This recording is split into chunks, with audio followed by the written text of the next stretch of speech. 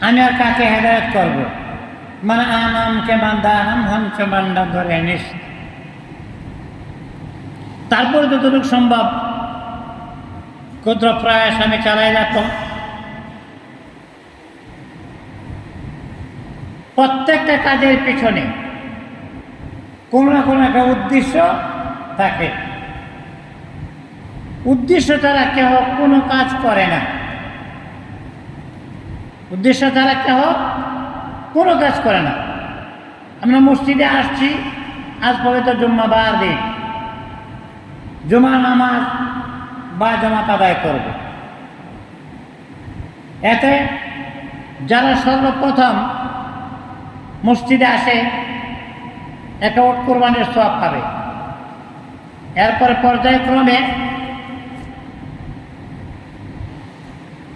একটা